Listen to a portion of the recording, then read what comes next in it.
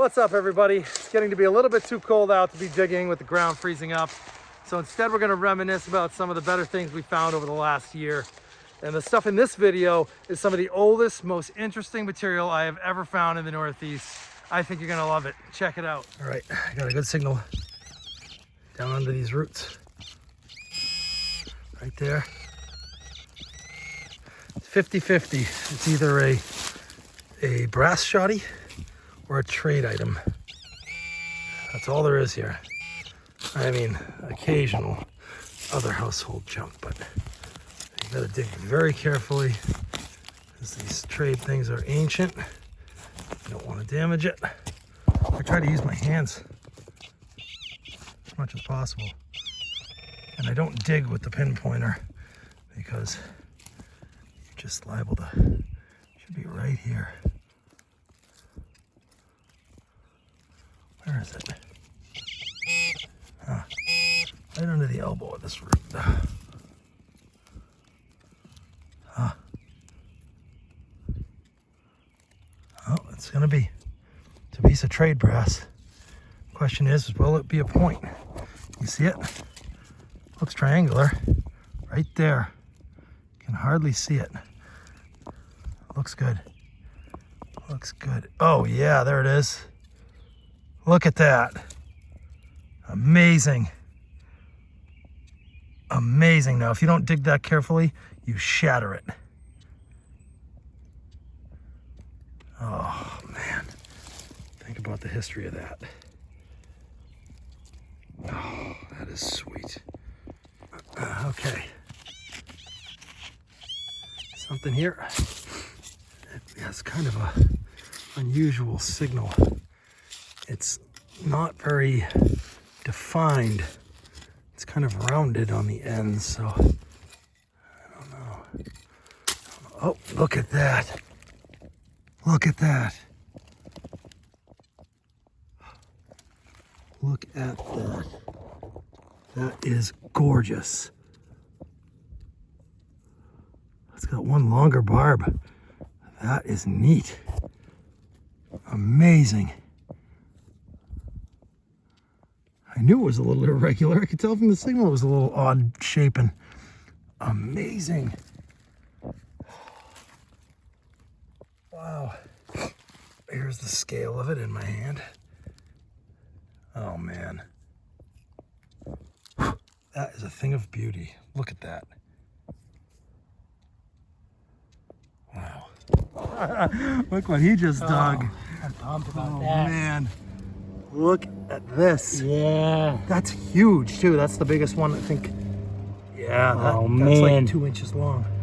It's gonna have a perfect. Oh, that's a sick point, man. You need to rinse it off. Oh, yeah. Look at that. That's amazing. Wow. Oh, Wow. oh yeah, that got me going. Yeah. Let me see. Could just be a. Oh, here it is.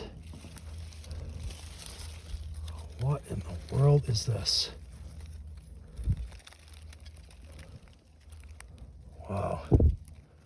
Some kind of 17th century implement, but I haven't the slightest clue what. Really thick piece of brass, and it's curled over it there. I don't know what that is, but it's a good find. I have another one here. It's getting dark on me. Long, I don't know if you can see that. There's a long, straight edge right there of brass. Yep, I think it is. Yep. Another one. Doesn't look like there's a hole in that one. Definitely a point though. So here are the points. Now they're in a case with all the other artifacts from that general area. And I'm a big advocate that we keep finds in this way segregated by site rather than just in a giant heap in a display case. Because, you know, when we're gone, as the finders of this stuff, we want people later on down the road to know what it is and where it came from. Otherwise, it loses its historical importance. So yeah, I have a little note card that I keep in there It's got the information on the site, location of the finds, and a description of, you know, what I think it all is. And we can kind of look at that stuff now. This piece here that I didn't know in the video, I didn't know what it was, but now I know it's an awl. Well, I'm pretty sure, looking at it and kind of thinking about it. I think this piece was flat to be able to hold and push this pointed portion through leather, maybe. Here's a piece of graphite, which was found in the hole next to this piece of scrap brass, and the graphite wasn't there by accident. This would have been used for probably for face painting. They would mix it with animal fat. Some 17th century spoon bowls. This one's got a reshaped tip here, probably to act like a gouge or maybe for pouring liquids. You can see the little hallmarks. This was actually the first thing I found in that area, and yeah, it kind of tipped me off that there might be some old stuff around.